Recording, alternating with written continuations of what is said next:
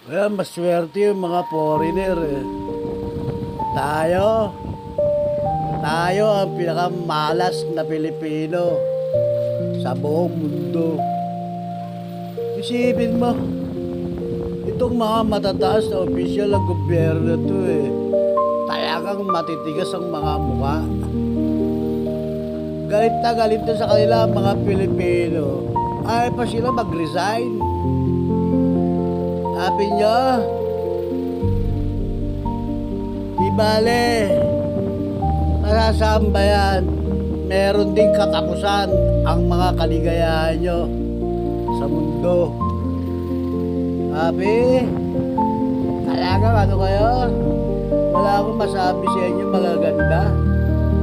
Talagang pare kayo ulupong. Mga ulupong ng Pilipinas. Marami nga kayong pera. Pero sinusuka kayo ng mga Pilipino, kasama na pati foreigner.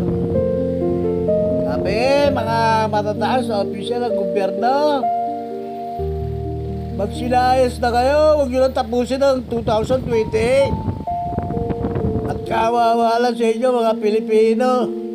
Sabi, mga opisyal ng gobyerno, opisyal pa kayo, mga kawatan kayo. Bakit ba lubog na lubog sa utang ang Pilipinas? Asan ang kinikita ng gobyerno? Albasa, wala kasing negosyo ang Pilipinas eh. Kaya ang Pilipinas eh, lubog na lubog.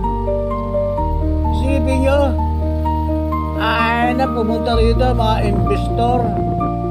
Paano gagana pumunta rito ang mga investor? Naawa yung mga investor sa mga Pilipino manggagawa. Sila ang mga hirap na hirap. Itong mga Pilipino nagtatrabaho sa Pilipinas. Kayo lang ang nagpapasasa sa pinagharapan ng mga Pilipino. Sabi nyo mga senador na walang silbi. Pagka hindi kayo binoto, tapos na ang maliligayang araw nyo. Maris mo, Chis Escudero, Villanueva, hindi pa dasal-dasal pa. Bakit hindi pa kayo nakukulong? Bakit si Jingo Estrada nakulong na at si Bong Revilla? Bakit kayo hindi pa?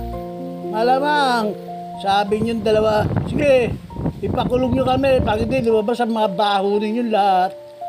Sa totoo lang, kayong mga matataas sa opisyal ng gobyerno, sandamo ka lang mga baho nyo sa katawan.